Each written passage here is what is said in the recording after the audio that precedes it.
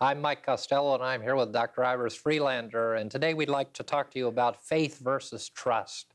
And so often in this program, we talk about the fact that we live in our minds and the importance of the way that we think determining the quality of our lives. And faith is so much, and trust are so integral a part of all of our lives, especially if we want to be empowered and strengthened and hopeful and have all of the things that we want in life, aren't they, Iris? Yes, and if we consider that being a whole person is the most desirable of all. So if we are, then we're faith-filled. And when we have faith, we don't necessarily trust, but if we have both, then we live a very simple and wonderfully rewarding life. And if we don't have, then we're filled with fear, and we're not really at ease in the world. Isn't that true? Absolutely. And, that I think is a good way to spend a few minutes as we start the program talking about how people are filled with fear. Yes. I know in our counseling work, both of us do that, and at the church center and in our daily lives, we just find people everywhere filled with fear, don't we? Yes, that's true. And it's rare that we find someone who's not. There's one lady I counseled recently who, for about 4 or 5 months, and she is not filled with fear, and she's making loads and loads of changes in her life. And she sent me a note this week saying that she thanks me for the help I've given her because it's allowed her to not be fear-filled, to not have any fear. And she's going ahead and making the changes she needs to make. And that's somewhat unusual for me to see someone who just goes ahead and does what she knows or he knows that they need to do. And very often we're just so programmed from childhood that we're so programmed that we can't do this and can't do that. And I've heard you say many times, well, children are told no, no, no. They might think their middle name is no because they're told no so much. So it's more really rewarding for children if we can just gently take them to another area, show them something else to do, instead of saying no, no to them all the time. And adults as well. Exactly. And so often as we work with adults, we find that there is this feeling of fear and this feeling of uncertainty, which goes beyond uncertainty into fear. And also when we talk about faith, a lot of times we immediately think of religion or spirituality. And of course, for us, we put spirituality and good mental health together. But really, faith really transcends all of the spiritual disciplines and faith traditions. And even people who aren't very religious or spiritual can have faith in the infinite, faith in the future, faith in their own abilities, can't they? Yes, and then when they do, life is so much more wonderful.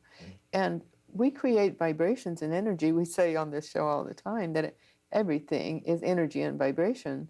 So when we're happy and carefree and faith-filled and exuding faith, then we're sending out positive energy.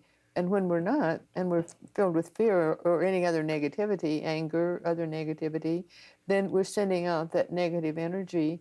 And because there's so much fear in the world, it's wonderful when we can just consciously keep our consciousness high and not give in to negativity, isn't it? It is. But let's talk a little bit about that. How can we keep our consciousness high? I think a lot of us don't think in those terms. And of course, one of the things that we do on this program sometimes is we use kind of words that you and I and people in our movement and of our belief system understand so deeply and profoundly. But this issue of a higher level of consciousness is really an integral part of an empowered life. And having a higher level of consciousness creates a positive vibration, a positive thought, a faith-filled life, a belief that there is going to be a way through the experiences of life despite what happens to us. Yes, and when we are faith-filled, then, and when we're not sending out all that negative energy, then we're attuning ourselves to Creator God, first thing in the morning, throughout the day, consciously doing that, and consciously doing what we need to do so that we're more free. And another thing we can do is not rush. rushing, really, I've seen it in my own life. I've seen it in the lives of others. You have too. Everyone has. People who rush about doing things create an energy that's a discordant energy, and there's no reason for us to do that, but we all do it. And another thing we do is not finish one thing before we start another, and that creates a discordant energy. And I've been looking into that recently just to see how I can advise people that I counsel on what they can do to make their lives more serene. Because most people observe anyone who is serene and they'll say, she is so serene. And that's the most desirable attribute. So, how do people become serene? What are the attributes they need to embody in order to be serene? And I think those are two: not rushing and finishing things so that there's not the distraction of going from one thing to another and finishing and getting back to that. And we've all read about that in instruction sheets that we've had from infants, from childhood up. We've been told to finish one thing before starting another. Makes a big difference, doesn't it? It does. And this rushing about and finishing things is really something that we need to give conscious thought to. And I think so often in all of our lives, we don't give conscious thought. We don't understand completely, or we don't realize completely, and therefore we don't understand completely, that our conscious and our consciousness is determining how it is that we're using the energy that we have within life. And if we go back to the issues that you just spoke about, the people who are serene, the people who are able to accomplish a lot, the people who are able to be less rushed and to finish things, are those people who are able in consciousness to be aware of the fact that their lives are either filled with too much or with a lot of incompletion. And so those things do contribute to the discordant feeling that we have within our being. Yes, and it makes we're less tired at the end of the day when we work in that fashion, and we're more composed when people impose on us, and we don't want them. Like when we get telephone calls that are foolish, then we think, and we wish those people wouldn't be calling us, the telemarketing calls and so forth. Well, then we're more able to stay calm and say no thank you and just hang up instead of being angry and letting anger fill our bodies. Because and we need to study what creates each person, and our listeners need to look into their own lives and see what makes them angry, what pushes their buttons, and then do something about it. And we can all do something about it. And there might be people who'd say, well, no, my situation is such, there's nothing that can be done about it. But I don't believe that, do you? Not at all, not at all. In every case, the way that we think about it, is something that we can do about it. Yes. A shift of consciousness or the change of mind. And we all need to really look at how our minds are operating and the dynamic of our mind. And so much of what we teach is about the dynamic of mind action.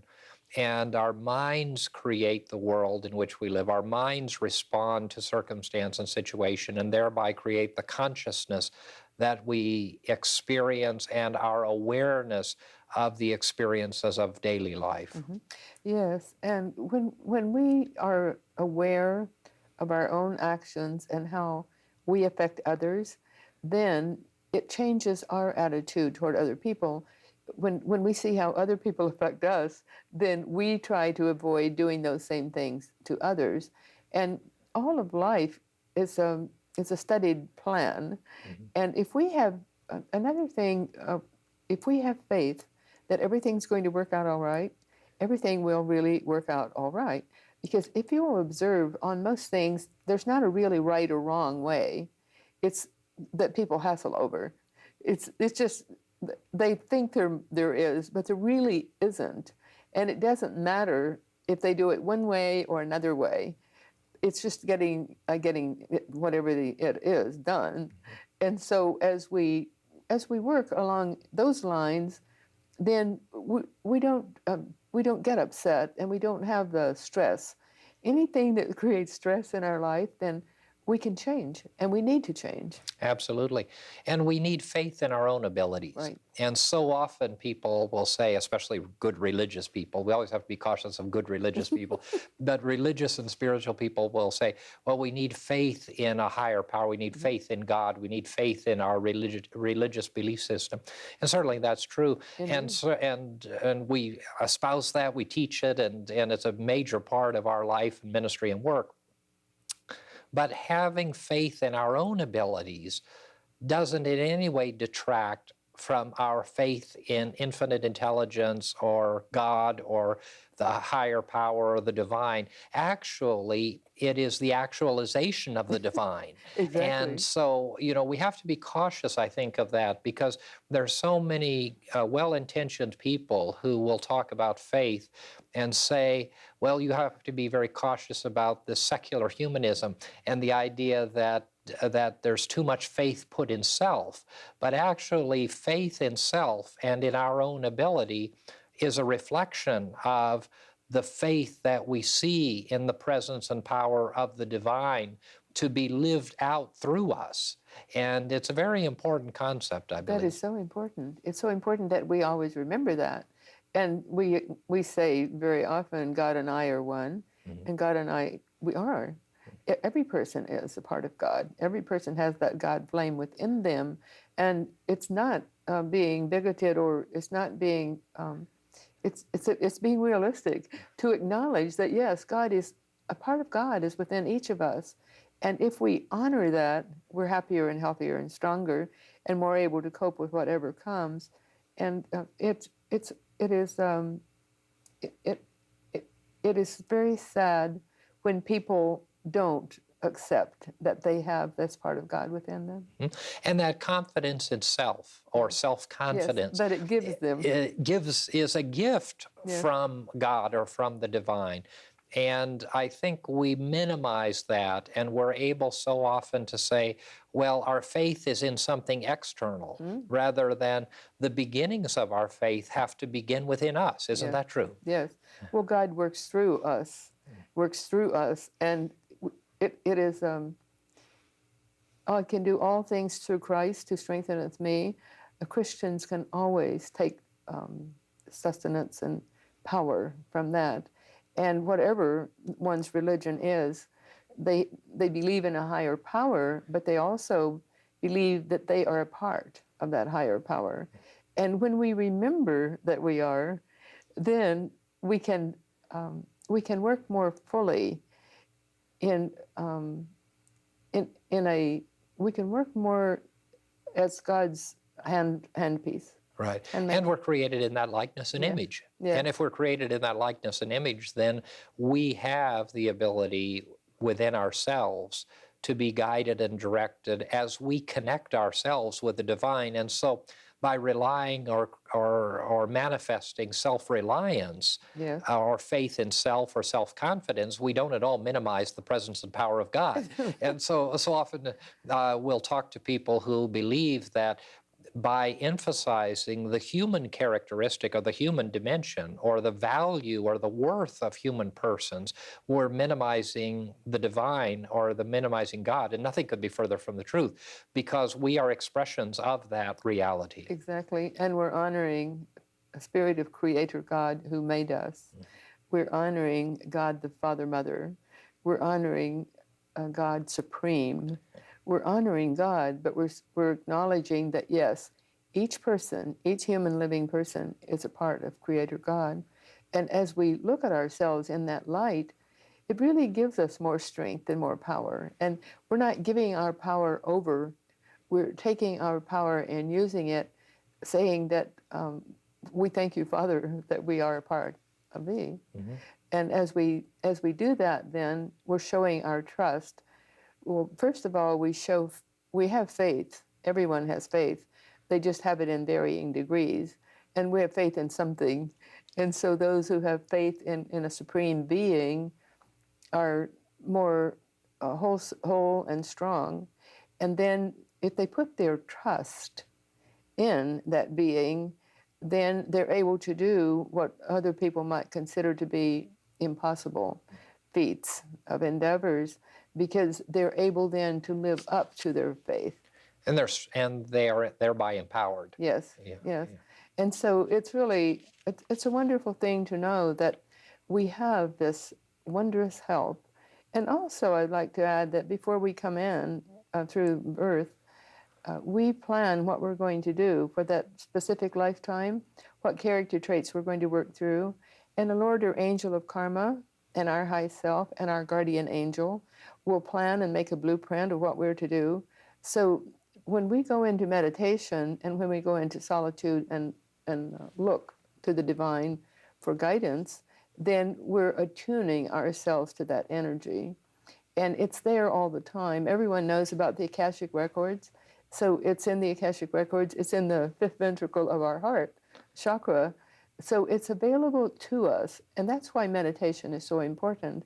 And that's why just to attune ourselves to the divine throughout the day will give us greater strength so that by the end of the day, we still have energy and we're empowered and we're not exhausted. So we're doing ourselves a favor when we take time. And I think of that song, Take Time to Be Holy. Well, it's really just take time to attune to that which is holy.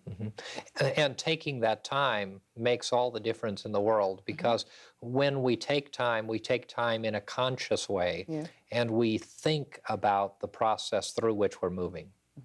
Yes. And a lot of people might think, well, you and I are being very simplistic. Perhaps we are, but the most simple things are the most workable. And it is simplistic. It's very simple that we have to acknowledge who and what we are, a child of God, a part of Creator God. And we have to accept that we have faith that we are that part of God. And we have to trust that God is helping us every moment of every day. And God's energy and power is there for us. We have but to draw from it. And it never changes, but Exactly. we change. Yes. And as we change, we either are connected or disconnected from it, and therein lies the key to what we're talking about today. We'd like to pause at this point in the program and offer you the opportunity to receive some literature so that you can continue to study the ideas and concepts that we're sharing with you today.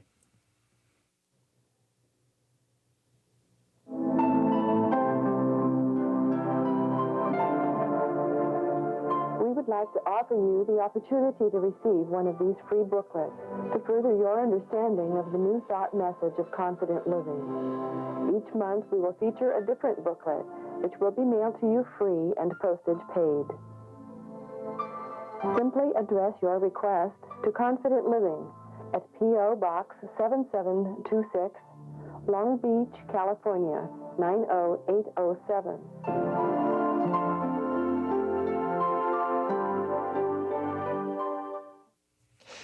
In the last half of the program, or the second half of the program, maybe we should talk a little bit about this issue of trust. Yes. And trusting the fact that things are going to be all right. You know, it's kind of amazing to me how many people will say that. Will say that they would like to trust that things are going to be all right, but have serious doubts about whether things are going to be all right. And yet we never cease to amaze ourselves in terms of how effective we can be if we can trust in a positive way the fact that the highest and the best is always coming forth through the experiences of life. And that's pretty hard, especially when we have difficulties, as we all do. Yeah. But in reality, in the midst of our difficulty, we are called to have trust, aren't we? Yes, we are. And it's very rewarding to see those who are facing great difficulties and still trusting 100%. And I'm thinking now of I receive a daily update by way of email from a child who's back at Duke University, the baby we've been praying for at our church. And she's just 6 months old. And when she was 1 month old, they discovered she had a brain tumor. And they're giving that baby chemotherapy. But the parents send out these updates. First they sent letters to everyone on their email list asking for prayers for the baby and for them, for their strength. And you can tell from their letters that they send, the updates they send, that they're filled with trust, and they have total faith that this baby is going to be healed. and they have total faith that their friends are truly praying and sending that powerful energy, and it's helpful. And it's just very rewarding to see that. And just last night, I was reading an article about two babies that were born joined at the hip, and those babies were last year were born. Well, they're just 1 year old now, and the doctors waited until they were 7 months old to separate the babies, and they were born. They were joined at the bottom of their spine and the hip, and it was those parents were so filled with faith and love and hope, and it worked out wonderfully well.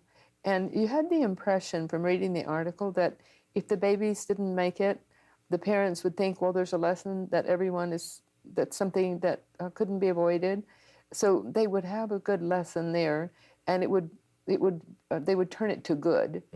And so there are people in the world, it seems that when people are really tried with very grave problems, they rise to the highest, to the highest that's within them, don't they? Absolutely, if we allow ourselves. Yes. But so often within ourselves, we argue and try to convince ourselves otherwise. Yes. And it doesn't always mean, of course, that it's going to end the way we want it to. Yes. And I think that's really important for everyone to understand. And just because circumstances don't come out the way we want them to doesn't mean that we lack either faith or trust.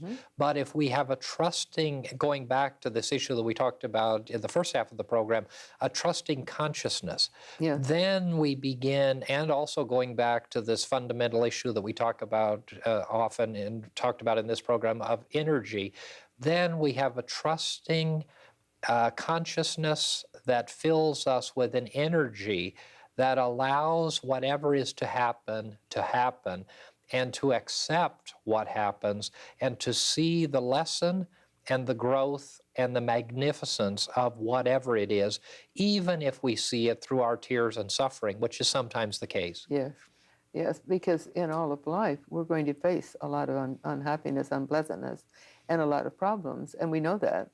But I think when we see the babies suffering, it hits us hardest. But in those two instances I just related, it was so rewarding to see that those parents were living up to the highest of their faith and trusting in that higher power, that whatever would be.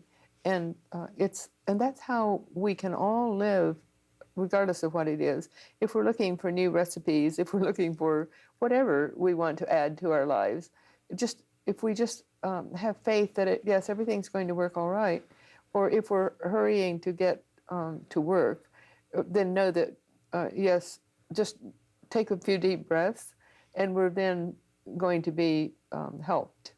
So if we can really examine where our own faith is short, or where we're not living up to that faith, and how we're lacking in trust in the divine.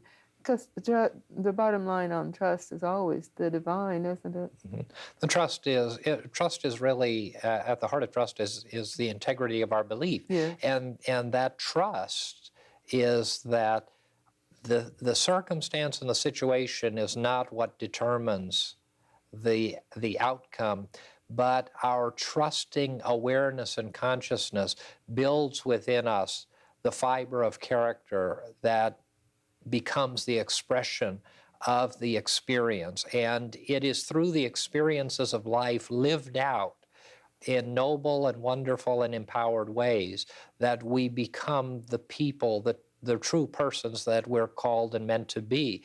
And in order to do that, we need to have a trusting sense of consciousness, and we have to have a faith-filled sense of trust and confidence, and we have to be aware. Yes, and we have to let others know that they can be trusting.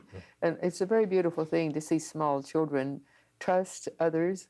And if you need to do something about their food, then they'll patiently wait while you do something about their food, or that they trust. And that's such a lovely thing, isn't it?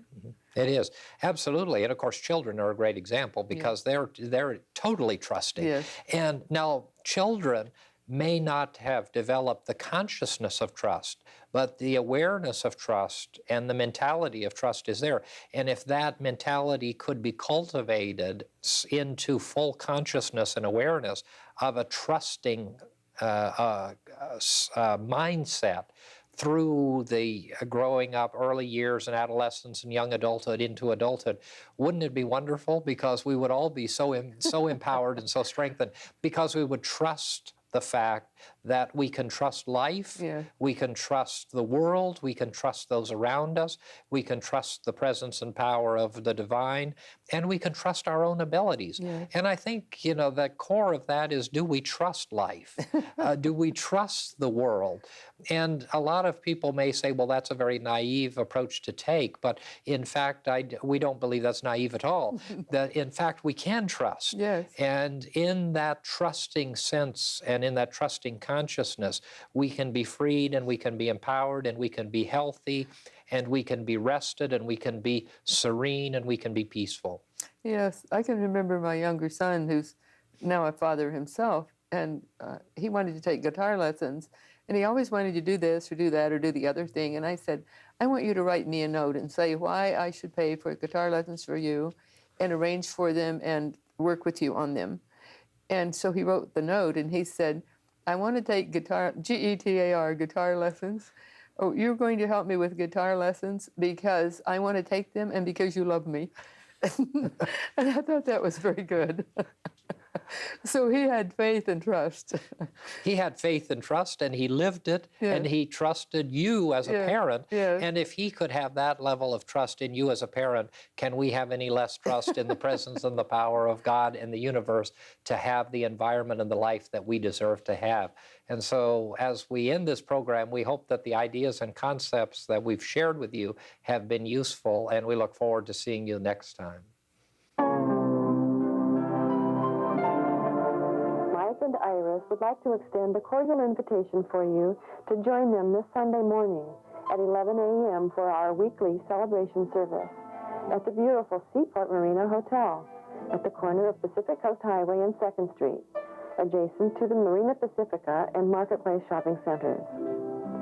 There will be a guided meditation, prayers, spirited music, and a dynamic, life-changing New Thought message. Please join us this Sunday. You will be warmly welcomed into the company of like-minded, positive, and uplifting people. And remember, whatever your dream, whatever your vision, you can attain it through confident living.